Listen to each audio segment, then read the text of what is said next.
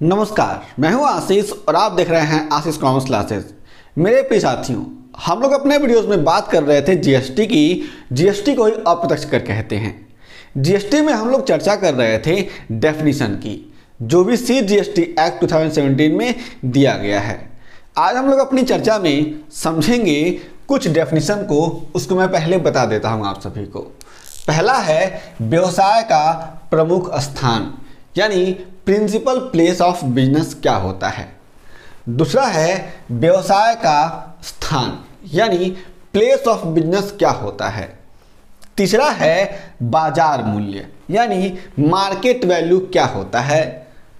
और चौथा है कर योग्य व्यक्ति, यानी टैक्सेबल पर्सन क्या होता है सीजीएसटी एक्ट 2017 में। यानी इन सारे के सारे तथ्यों के बारे में जो भी सीजीएसटी एक्ट है वह क्या डेफिनेशन देता है।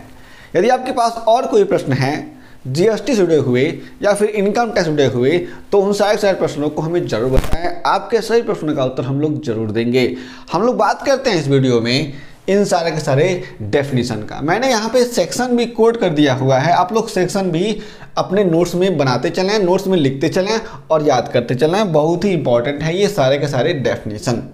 पहला है व्यवसाय का प्रमुख स्थान, यानी principal place of business. Principal place of business का मतलब क्या होता है जीएसटी में, आप लोग ध्यान देंगे।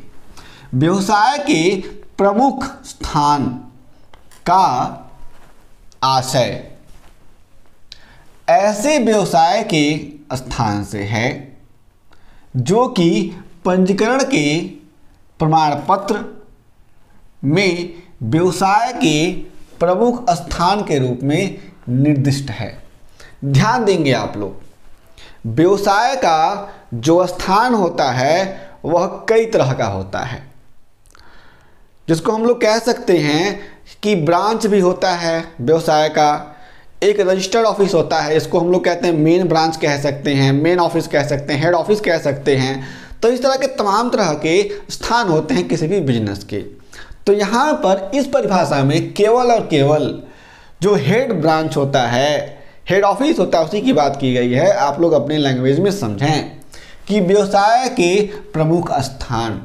तो व्यवसाय के प्रमुख स्थान का मतलब बताया गया है कि ऐसे व्यवसाय के स्थान से, यानी ऐसे स्थान से है जो कि पंजीकरण के प्रमाण पत्र में, यानी जब कभी भी कोई भी जो भी कर योग्य व्यक्ति है, यानी टैक्सेबल पर्सन है, जब रजिस्ट्रेशन करवाता है तो रजिस्ट्रेशन करवाने के बाद से उसके पास जो भी जीएसटी का कॉमन पोर्टल है, यानी www.gst.gov.in, वहाँ से एक सर्टिफिकेट प्रोवाइड कराया जाता है, यानी एक प्रमाण पत्र प्रोवाइड कराया जाता है। उस प्रमाण पत्र को हम लोग कहते हैं पंजीकरण प्रमाण पत्र, यानी रजिस्ट्रेशन सर्टिफिकेट। तो उस रजिस्ट्रेशन सर्टिफिकेट में लिखा होता है कि कोई भी जो भी स्थान है, जो भी किसी भी व्यवसाय का प्रमुख स्थान है, वह क्या है। तो ये डेफिनेशन कह रहा है कि व्यवसाय के प्रमुख स्थान का मतलब वही स्थान है जो भी जीएसटी सर्टिफिकेट में, यानी जो भी जीएसटी रजिस्ट्रेशन हुआ है उसके सर्टिफिकेट में, यानी पंजीकरण के प्रमाण पत्र में लिखा गया है, यानी बताया गया है, यानी निर्दिष्ट किया गया है। यहाँ पर ये बात हमने बताई जो भी जीएसटी एक्ट में कहा गया है, जिसका डेफिनेशन सेक्शन 2 क्लॉज 89 में दिया गया है। आप लोग ध्यान में रखेंगे। मैं एक बार फिर से रिकॉल करा देता हूँ। व्यवसाय के प्रमुख स्थान का आशय ऐसे व्यवसाय के स्थान से है जो कि पंजीकरण के प्रमाण पत्र में व्यवसाय के प्रमुख स्थान के रूप में निर्दिष्ट है। यानी जो भी व्यवसाय के प्रमुख स्थान के रूप में जीएसटी रजिस्ट्रेशन के सर्टिफिकेट में लिखा गया है, उसी को हम लोग कहते हैं कि वो क्या है, वह क्या है, व्यवसाय का प्रमुख स्थान है। इसको मैं किस तरीके से प्रिंसिपल प्लेस ऑफ बिजनेस दिखाया जाता है या किस तरीके से होता है, मैं एग्जांपल में आप सभी को किसी शॉर्ट वीडियो में बता दूंगा, समझा दूंगा। आप लोग अच्छे तरीके से लाइव देख पाएंगे। आगे हम बात करते हैं दूसरे डेफिनेशन की, यानी व्यवसाय का स्थान क्या कहलाता है जीएसटी एक्ट में, यानी प्लेस ऑफ बिजनेस। जब कभी भी व्यवसाय के स्थान की बात की जाती है तो इसमें 3 बातों को कोट किया गया है, ए, बी और सी। तीनों को समझ लेंगे तो हमें मालूम चल जाएगा कि व्यवसाय के स्थान से मतलब क्या है। अभी हमने व्यवसाय के प्रमुख स्थान की बात की हुई है, हेड ऑफिस की बात की हुई है, आप लोग अपने लैंग्वेज में समझते चलें। ऐसा, ए है ऐसा स्थान जहाँ से सामान्यतः व्यवसाय चलाया जाता है, यानी कोई भी ऐसा स्थान है जहाँ से नॉर्मल टर्म्स में व्यवसाय चलाया जाता है, कोई भी दुकान है जहाँ से चलाया जाता है। इसमें शामिल हैं, इसमें कौन कौन सी चीज़ें शामिल हैं, कोई भंडारगृह है यानी वेयर हाउस, गोदाम अथवा अन्य कोई स्थान जहाँ कर योग्य व्यक्ति अपने माल पूर्तियाँ संग्रह करता है अथवा माल सेवा प्राप्त करता है। आप लोग समझेंगे कि जो भी व्यवसाय का स्थान है उसका मतलब ये हो जाता है कि जहाँ से कोई भी करदाता अपने व्यवसाय को चला रहा है, और उस स्थान में भंडारगृह है यानी वेयर हाउस, गोदाम या फिर इसके अलावा और कोई भी स्थान हो सकते हैं जहाँ पर कोई भी जो भी करदाता है वह अपनी वस्तुओं का संग्रह करता है या फिर वहाँ पर अपनी वस्तुओं से संबंधित जो भी गुड्स और सर्विसेज हैं उनको प्राप्त करता है या फिर सप्लाई को वहाँ पर रिसीव करता है। तो यहाँ पे आप लोग समझ सकते हैं, जैसे मान लीजिए कि कोई भी व्यक्ति है, राम की एक दुकान है, उसके पास उसके 2-3 गोदाम हैं, तो वो क्या करता है कि अपने 2-3 गोदाम में भी सप्लाई को रिसीव करता है, सामान को ला कर रखता है। तो क्या हो जाएंगे, वे सारे के सारे गोदाम, सारे के सारे वेयर हाउस क्या हो जाएंगे, उसके प्लेस ऑफ बिजनेस हो जाएंगे, उसका दुकान भी होगा। आगे हम बात करते हैं, बी है ऐसा स्थान जहां कर योग्य व्यक्ति अपनी लेखा पुस्तकें अनुरक्षित करता है, यानी ऐसा स्थान जहां पे कोई भी टैक्सेबल पर्सन अपने बुक्स ऑफ अकाउंट्स को रखता है, जिस ऑफिस में, ऑफिस हो सकता है। तो आप लोग ये बात भी ध्यान रखेंगे। आगे चलते हैं, बहुत इजी कॉन्सेप्ट है। सी आता है, कहता है कि व्यवसाय ऐसा स्थान जहां पर कर योग्य व्यक्ति अपने एजेंट के द्वारा चाहे किसी नाम से जाना चाहिए व्यवसाय में लिप्त है। कहने का मतलब है कि कोई भी ऐसा स्थान जहां पे कोई भी प्रिंसिपल यानी कोई भी कर योग्य, जो कोई भी करदाता व्यक्ति है, जो भी टैक्सेबल पर्सन है, वो क्या करता है, अपने एजेंट के द्वारा बिजनेस को चला रहा है, तो उन सारे के सारे प्लेसेस को भी हम लोग कह सकते हैं कि वह क्या है, प्लेस ऑफ बिजनेस है, यानी व्यवसाय के स्थान कहे जा सकते हैं। ये डेफिनेशन CGST एक्ट के सेक्शन 2 क्लॉज 85 में दिया गया है। आप लोग सेक्शन भी याद करके चलें, बहुत इंपॉर्टेंट है ये। आगे हम लोग चलते हैं तीसरे पर, यानी बाजार मूल्य, मार्केट वैल्यू के बारे में क्या कहा गया है, जो भी GST एक्ट है उसके द्वारा कहा गया है कि बाजार मूल्य का आशय ऐसी पूर्ण राशि से है, यानी एक ऐसी राशि जो पूर्ण है जिसका माल सेवाओं के प्राप्तकर्ता द्वारा भुगतान करना अपेक्षित है। यानी जो भी बाजार मूल्य है उसका मतलब ये है कि उसी मूल्य पर, यानी उसी मूल्य को जो भी व्यक्ति वस्तुओं और सेवाओं को प्राप्त करता है उसका पेमेंट करता है। कहने का मतलब आप लोग समझेंगे कि अगर मैं हूँ, मैंने किसी भी पर्सन से, किसी भी सप्लायर से कोई भी गुड्स मंगाया, से मान के चलिए मैंने 50 क्विंटल मंगाए चीनी, उस 50 क्विंटल चीनी का मैंने संभवतः, मान लीजिए एग्जांपल देता हूँ, 50,000 रुपये पे कर दिए, ठीक है ना।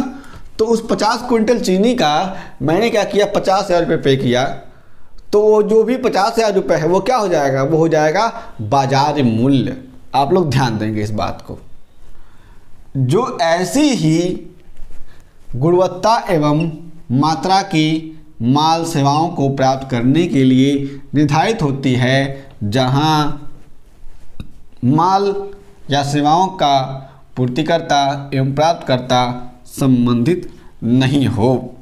यहाँ पे कहा जा रहा है कि जो भी ऐसी गुणवत्ता और मात्रा या फिर मात्रा की जो माल और सेवाएं हैं जो प्राप्त करने के लिए निर्धारित होती हैं, यानी जो भी भेजा जा रहा है किसी एक पर्सन के द्वारा, जो भी सप्लायर है उसके द्वारा और जो भी रिसीव कर रहा है उसके द्वारा।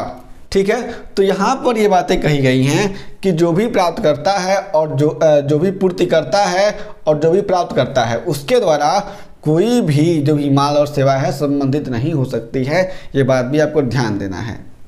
यहाँ पे ये जो सेक्शन 2 क्लॉज 73 है, इसमें डेफिनेशन दिया गया है जो भी बाजार मूल्य है उसका।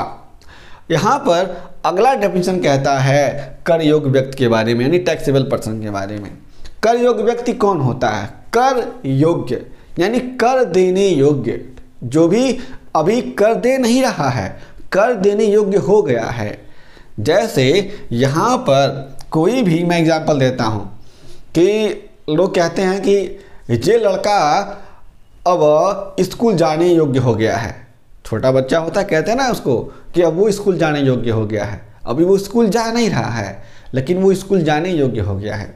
तो उसी की तरह से हम लोग समझेंगे कि कोई भी पर्सन अभी टैक्सेबल नहीं हुआ है, अभी वो टैक्स दे नहीं रहा है जीएसटी में, लेकिन अब वो टैक्स देने लायक हो गया है। कहा गया है कि कर योग्य व्यक्ति छूट गया है, आप लोग लिख लेंगे। कर योग्य व्यक्ति से आशय ऐसे व्यक्ति से है जो पंजीकृत है, यानी ऐसा कोई व्यक्ति है जो भी क्या है, पंजीकृत हो गया है।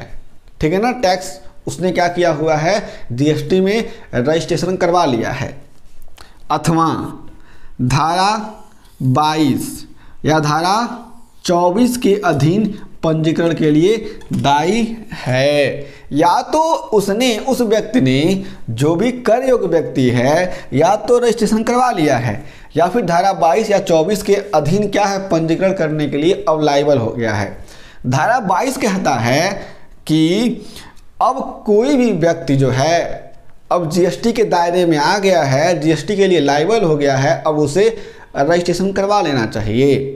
यानी जो भी व्यक्ति है वो अब टैक्स देने के लिए लेविएबल है। और धारा 24 कहता है कि कोई भी व्यक्ति हो अब उसे कंपलसरी रजिस्ट्रेशन करवाना पड़ेगा।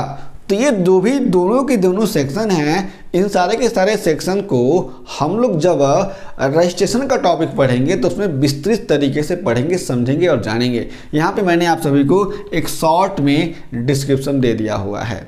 तो यहाँ पर मैं एक बार रिकॉल कर देता हूँ।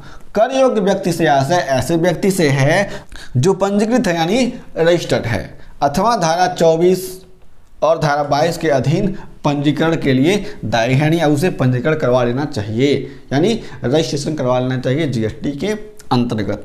यह डेफिनेशन सीजीएसटी एक्ट के सेक्शन 2 क्लॉज 107 में दिया गया है। तो मेरे प्रिय साथियों, इस वीडियो में हमने समझा कि जीएसटी में जो भी डेफिनेशन है उसमें से व्यवसाय का प्रमुख स्थान, व्यवसाय का स्थान, बाजार मूल्य और कर योग्य व्यक्ति के डेफिनेशन में कौन कौन सी बातें बताई गई हैं। यदि आपके पास और कोई प्रश्न है जो भी जीएसटी से जुड़े हुए हों तो उन सारे के सारे प्रश्नों को हमें बेझिझक जरूर बताएं। आपके सही प्रश्नों का उत्तर हम लोग जरूर देंगे। यदि आपने चैनल को सब्सक्राइब नहीं किया, सब्सक्राइब कर लें, वीडियो को शेयर कर दें, लाइक कर दें अपने दोस्तों से और बेल आइकन को भी जरूर दबा दें, जिससे आने वाले वीडियोस की नोटिफिकेशन आप सभी को पहुंच सकें जब मैं नया क्लास अपलोड करूं। तो हम फिर से मिलेंगे एक नए वीडियो के साथ, जीएसटी के एक नए वीडियो के साथ। तब तक के लिए जय हिंद।